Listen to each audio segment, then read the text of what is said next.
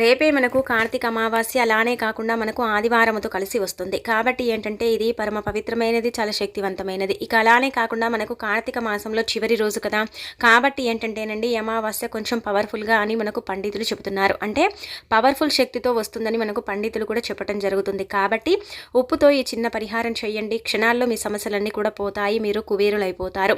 అలానే కాకుండా మీకు ఉండే కొన్ని రకాల సమస్యల్ని తొలగించుకోవడానికి ఉప్పు పరిహారం అనేది చక్కగా పనిచేస్తుంది. మనం ఆదివారముతో అమావాస్య వస్తే దానికి శక్తి అధికంగా ఉంటుందని నమ్ముతూ ఉంటాము. ఆ రోజు చేసే పరిహారానికి కూడా చాలా మంచి ఫలితం లభిస్తుందని కూడా భావిస్తూ ఉంటాం. కాబట్టి ఈ రోజు కొన్ని నియమాలను ఆచరించుకుంటూ ఈ పరిహారం చేసేసుకోండి. ఇక మీ సుడి తిరిగిపోతుంది, మీకు అదృష్టము ఐశ్వర్యము లభిస్తుందని చెప్పొచ్చు. ఎనలేని సంపద మీ సొంతం అవుతుంది. ఉప్పుతో పరిహారం చేస్తే అప్పులు తీరిపోతాయి, అనేక రకాల సమస్యల నుంచి మనము బయటపడటానికి కూడా అవకాశం ఉంటుంది. కాబట్టి ఈ విధంగా ప్రయత్నించేసుకొని చక్కగా ఫలితం పొందండి. అసలు ఈ పరిహారాన్ని మనం ఎలా చేయాలి, ఎలా చేస్తే ఎలాంటి ఫలితాలు వస్తాయో తెలుసుకునే ముందు ఒక చిన్న రిక్వెస్ట్ అండి. వీడియోని పూర్తిగా చూడండి, నచ్చితే లైక్ చేయండి, కొత్తగా చూస్తున్నట్టయితే సబ్స్క్రైబ్ చేసుకోండి. కార్తీక అమావాస్య అనేది కార్తీక మాసంలో ఇక చివరి రోజు అనమాట. అంటే ఈ రోజుతో మనకు ఇక కార్తీక మాసం అనేది ముగుస్తుంది. ఈ కార్తీక మాసం నెల రోజులు కూడా నిష్ట నియమాలతో మనం ఏంటంటేనండి పూజలు చేసుకుంటూ ఉంటాం. అలానే కాకుండా నిష్ట నియమాలతో చక్కగా భగవత్ నామ స్వరూపణతో మనం ఏంటంటే కనుక భక్తి శ్రద్ధలతో అంటే భక్తిలో అంటే భావంగా ఉండిపోతూ ఉంటాం కదా.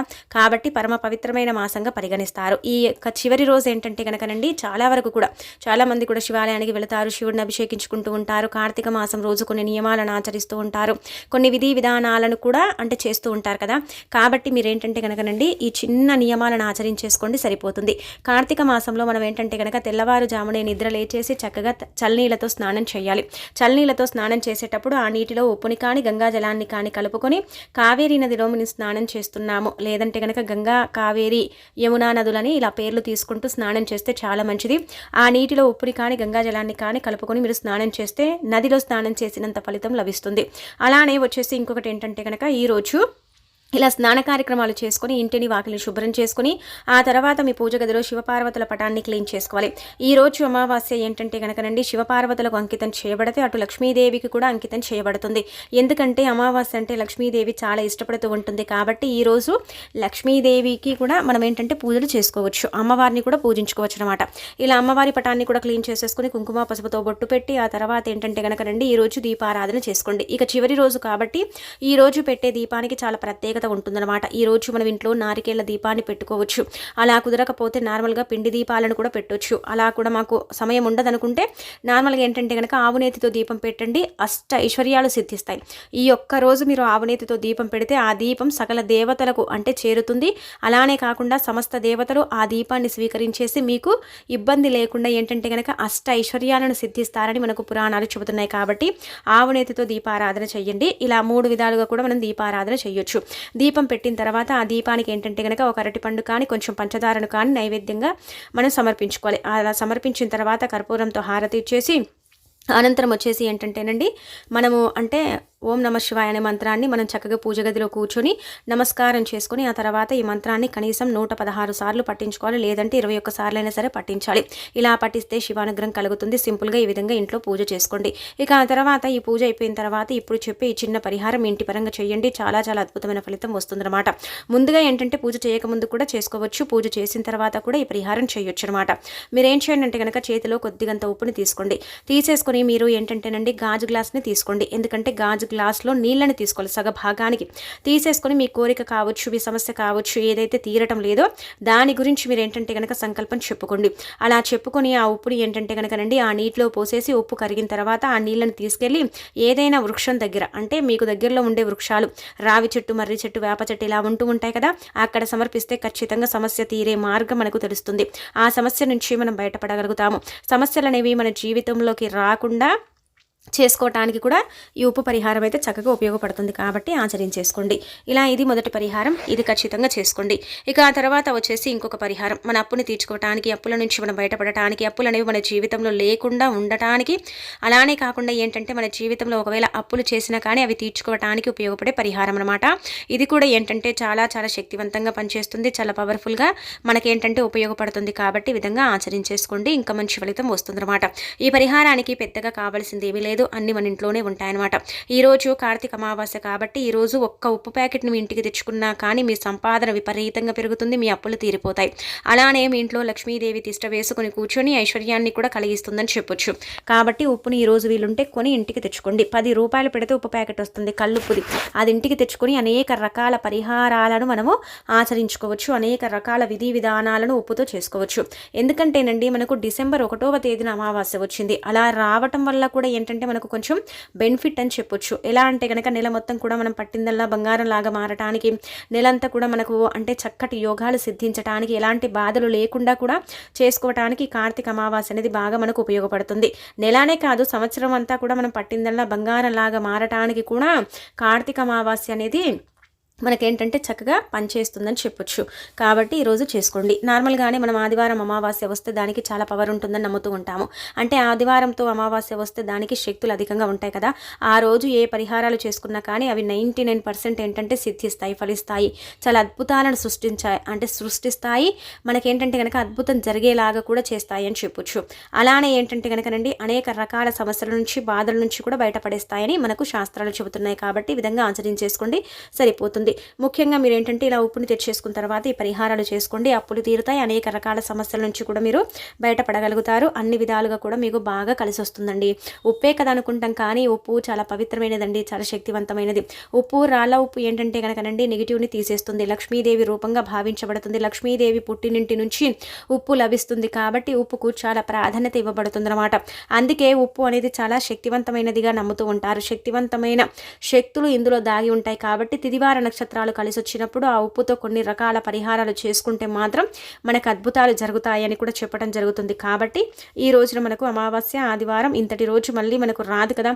కాబట్టి ఈ విధంగా చేసేసుకోండి, సరిపోతుంది. అలానే కాకుండా ఇంకొకటి ఏంటంటే కనుకనండి ఈ పరిహారానికి మనకు ఒక చిన్న బౌల్ కావాలన్నమాట. అలా ఒక చిన్న మట్టి మూకుడు కానీ లేదంటే గాజు పాత్రను కానీ తీసుకోండి. కానీ ఆ తర్వాత దీన్ని మళ్ళీ మీరు ఉపయోగించుకోకూడదు. ఇదేంటంటే కనుక మనం పాతి పెట్టుకుంటాం, అప్పు కోసం చేస్తున్నాం కాబట్టి మనం పాతి పెడతాం. కాబట్టి మట్టి పాత్ర, చిన్న సైజులో ఉండే ప్రమిదలాగా మనకు కొంచెం పెద్ద పెద్ద సైజులో ఉంటాయి కదా ప్రమిదలు, అదైనా సరే తీసుకోవచ్చు. లేకపోతే నార్మల్గా మీ ఇంట్లో గాజు బౌల్, ప్లాస్టిక్ బౌల్ కూడా వాడవచ్చు. ఎందుకంటే తిరిగి మళ్ళీ దాన్ని మనం ఉపయోగించుకోం కాబట్టి స్టీల్ అయినా సరే, పాతదైనా సరే మీరు వాడుకోవచ్చు అనమాట.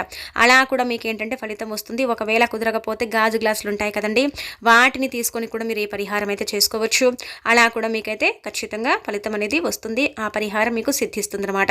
ముఖ్యంగా మీరు ఏం చేయండి అంటే కనుక ఒక పాత్రను తీసుకొని ఎడమ చేతితో చేతి నిండా కూడా ఆ గిన్నెలో ఉప్పుని పోసేయండి.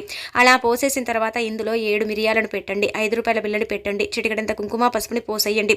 ఇలా పోసిన తర్వాత మీదేంటంటే కనుక పూజ గదిలో పెట్టుకోవాలి. 2 చేతుల్లో పట్టుకొని అప్పు తీరాలని, అప్పు తీరే మార్గాలు తెలియాలని, అప్పుల నుంచి బయటపడాలని, కొన్ని రకాల కష్టాలు ఉన్నాయి, ఆ కష్టాల నుంచి కూడా మేము బయటికి రావాలనేసి ఏంటంటే కనుక చక్కగా సంకల్పాలు చెప్పుకోండి. గుర్తు పెట్టుకోండి, ఈ పరిహారం జరుగుతుందా అంటే కనుక తప్పకుండా జరుగుతుంది. 5 రూపాయల బిళ్ళ అనేది లక్ష్మీదేవికి అంకితం చేయబడుతుంది. అలానే కాకుండా ఉప్పు అనేది కూడా అమ్మవారి రూపంగా భావిస్తారు. కుంకుమ, పసుపు మంగళకరమైనవి, శుభకరమైనవి, శుభాలను సూచిస్తాయి, అశుభాలను దూరం చేస్తాయి, అన్ని విధాలుగా కూడా మనకు బాగా కలిసి వచ్చేలాగా చేస్తాయి. కాబట్టి ఇలా ఈ విధంగా తీసేసుకుని ఈ పరిహారం చేసుకోవటం వల్ల అయితే మంచి మేలు అయితే జరుగుతుందన్నమాట. ఇలా చేసేసిన తర్వాత ఏంటంటే కనుక ఇంకా మిరియాల గురించి మనం చెప్పాల్సిన అవసరమే లేదు. మిరియాల గురించి మనందరికీ తెలిసిందే కదా, మిరియాలు ఎంత బాగా మనకు పనిచేస్తాయి. పరిహారాల పరంగా అయితే ది బెస్ట్ రిజల్ట్ని ఇస్తాయి మిరియాలు, అంటే చెడుని తీసేస్తాయి, అంతేనండి. కాబట్టి ఏంటంటే ఇలా మిరియాలను పెట్టుకున్నాం. ఇవన్నీ కూడా పెట్టేసి ఏంటంటే రాత్రంతా కూడా మనం పూజ గదిలో పెట్టుకోవాలి. అంటే రాత్రంతా అంటే కనుక మీరు ఉదయం పెట్టుకుంటారనుకోండి, సాయంత్రం వరకు అలాగే ఉంచుకోండి. సాయంత్రం సంధ్యా సమయం రాత్రి 12 లోపు ఏంటంటే కనుక దాన్ని తీసుకెళ్లి వేప చెట్టు మొదట్లో కానీ, రావి చెట్టు మొదట్లో కానీ గోధుని తీసి పాతి పెట్టండి. 5 రూపాయల బిళ్ళని ఏంటంటే కనుక ఎవరికైనా దానం ఇచ్చేయండి. అలా కూడా మీకైతే మంచి జరుగుతుంది, మంచి ఫలితం వస్తుంది, మీ జీవితం మారిపోతుంది, మీ సుడి తిరిగిపోతుంది, మీకైనా లేని సంపద మీ సొంతం అవుతుంది, అప్పు తీరే మార్గాలు మీకు తెలుస్తాయి, మీరే అంతటి అప్పులిచ్చే స్థాయికి వెళతారు, దైవానుగ్రహాన్ని కలిగించుకోగలుగుతారు. అన్ని విధాలుగా కూడా మీరు పట్టిందల్లా బంగారం లాగా చేసుకోవటానికి, గొప్ప రాజయోగాన్ని అనుభవించడానికి పరిహారం ఉపయోగపడుతుంది. ఈ రోజు చేసే పరిహారానికి మాత్రం ఖచ్చితంగా ఫలితం అయితే ఉంటుంది, ఉండదని కాదు, ఉంటుంది. ఫలితం కూడా మీరు పొందుతారని ఓ రకంగా మనం చెప్పొచ్చు. కాబట్టి ఆచరించేసి చక్కగా ఫలితం పొంది మీ జీవితాన్ని మార్చుకోండి. ఇక ఆ తర్వాత వచ్చేసి కార్తీక మాసం కదా. కార్తీక మాసం చాలా పవిత్రమైన మాసం. ఈ మాసంలో చివరి రోజండి మనము ఏంటంటే గనక శివుణ్ణి ఖచ్చితంగా పూజించుకోవాలి, ఆరాధించాలి. అలానే కాకుండా కొన్ని రకాల విధి విధానాలను ఆచరించుకోవాలి. కొన్ని రకాల పరిహారాలను చేస్తే తప్పక శివానుగ్రహం కలుగుతుంది. అనేక విధాలుగా కూడా ఏంటంటే గనక మనకు ఉండే సమస్యలను తొలగించుకోవడానికి చక్కగా ఉపయోగపడతాయి. కాబట్టి ఈరోజు అమావాస్య కావున వదులుకోకుండా చక్కగా చిన్న పరిహారం చేసుకోండి. మీరేంటంటేనండి జీవితంలో ఎదగలేకపోతున్నారు, చాలా బాధపడిపోతున్నారు, అన్ని విధాలుగా కూడా మాకు ఇబ్బందులు ఉన్నాయి, ఏం చేయాలో అర్థం కావటం లేదనుకుంటారు కదా. అలాంటి వాళ్ళు ఈ పరిహారం చేయండి. అంటే మాకంటే మా పక్కన వాళ్ళు చాలా బాగున్నారండి, వాళ్ళు మాకంటే లాస్ట్ ఉన్నారు లైఫ్లో, ఇప్పుడు ముందుకు వెళ్ళారు, మేము మాత్రం అసలు ఎదగలేకపోతున్నాం, ఎందుకు మాకు ఇలా జరుగుతుంది, ఎందుకు మాకు ఇలా అవుతుందని బాధపడిపోతూ ఉంటారు కదా. అలాంటి వాళ్ళు ఈ చిన్న పరిహారం చేసేసుకోండి, సరిపోతుంది. ఈ పరిహారానికి పెద్దగా ఖర్చు పెట్టాల్సిన అవసరం లేదు. చాలా చిన్న పరిహారం కానీ ఫలితం మాత్రం చాలా ఎక్కువగా వస్తుందన్నమాట. ఆ ఫలితాన్ని చూసి మనం ఆశ్చర్యపోవటం అనేది కూడా జరుగుతుందని చెప్పొచ్చు. మీరు ఏం చేయండి అంటే కనుక 2 లవంగాలను తీసుకోండి. ఆ లవంగాలకు పువ్వు ఉండేలాగా చూసుకోండి. అలా తీసేసుకునే ఈ లవంగాలు ఏంటంటే కనుక ఎడమ చేతిలో పట్టుకొని సంకల్పం చెప్పుకోండి. అంటే జీవితంలో ఎదగాలని, ఉన్నత స్థాయికి వెళ్ళాలని, బాగా సంపాదించుకోవాలని, మాకు చక్కటి అభివృద్ధి ఉండాలని, ఇలా మీకు ఏవే సమస్యలు ఉన్నాయో అవి తెలుస్తాయి కదా, అలా ఆ సమస్యల్ని అంటే చెప్పుకోండి. అలా చెప్పేసుకున్న తర్వాత ఏంటంటే కనుక ఆ 2 లవంగాలను పట్టుకొని తీసుకెళ్లి వేప చెట్టు మొదట్లో పడేసి వేప చెట్టును తాకి నమస్కారం చేసి వెనక్కి తిరిగి చూడకుండా ఇంటికి వచ్చేయండి. ఇలా చేయటం వల్ల ఏంటంటే కనుక జీవితంలో ఉన్నత స్థాయికి వెళ్ళడానికి, అష్టదరిద్రాలను తొలగించుకోవడానికి, అష్ట ఐశ్వర్యాలను సిద్ధింపబడేలాగా చేసుకోవడానికి ఉపయోగపడుతుంది ఈ పరిహారం. అలానే కాకుండా మన జీవితాన్ని మార్చేస్తుంది, మనకు అంతా కూడా మంచి జరిగేలాగా చేస్తుంది. కాబట్టి ఈ విధంగా ఆచరించేసుకొని ఫలితం పొందండి. లవంగాలే కదా అనుకోకండి, లవంగాలకు అతీత శక్తి ఉంటుంది. ముఖ్యంగా ఈరోజు వేప చెట్టుకు శక్తి ఎక్కువగా ఉంటుందండి. కాబట్టి అమావాస్య రోజు వేప చెట్టు దగ్గర ఇలాంటి పరిహారాలు చేసుకుంటే మంచి ఫలితాలు వస్తాయన్నమాట.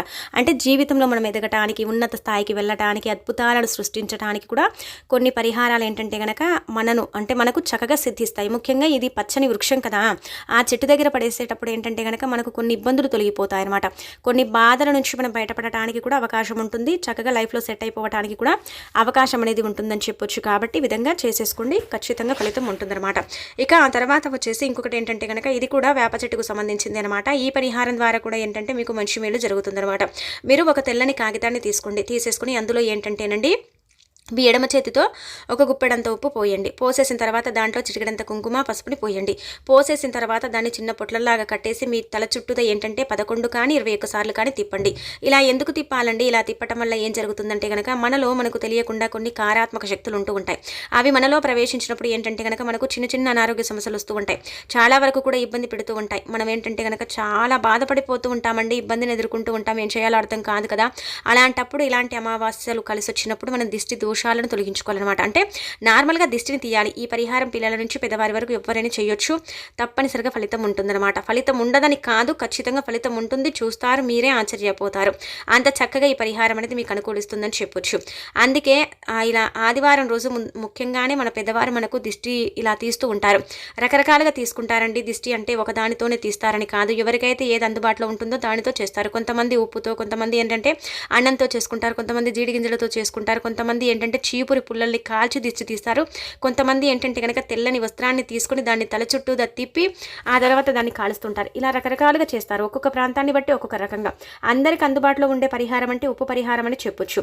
ఎందుకంటే ఉప్పుని మనం పేపర్లో వేసేసి దాంట్లో కుంకుమ పసుపుని వేసి దాన్ని పొట్లం కట్టి తల చుట్టూదా 11 లేదా 21 సార్లు తిప్పి మన సమస్య పోవాలని ఆ ఉప్పుని తీసుకెళ్ళి వేప చెట్టు మొదట్లో పడేసిన ఫలితం ఉంటుంది. వితిన్ సెకండ్స్లోనే రిజల్ట్ ఉంటుంది. అంటే మనకంత రిజల్ట్ వచ్చే అవకాశాలు కూడా ఉంటాయి అని చెప్పొచ్చు. కాబట్టి ప్రయత్నించుకొని చక్కగా ఫలితం పొందండి.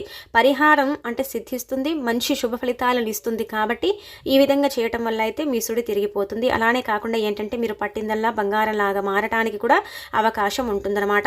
అందుకే మన యొక్క పురాణాల ప్రకారం ఉప్పుకు చాలా ప్రాధాన్యత ఇస్తారు. ఉప్పు లక్ష్మీదేవి రూపంగా చెబుతారు. ఉప్పు చెడుని తీసేస్తుంది, కారాత్మక శక్తుల నుంచి మనని బయటపడేస్తుంది, అన్ని విధాలుగా కూడా మనకు కలిసి వచ్చేలాగా చేస్తుంది. కాబట్టి తిదివార నక్షత్రం బాగుంది కావున ఈ విధంగా ఆచరించుకొని ఫలితం పొందండి. మీ జీవితంలో ఉండే కొన్ని రకాల సమస్యల్ని తీసేసుకోండి, తిరుగుండదిక.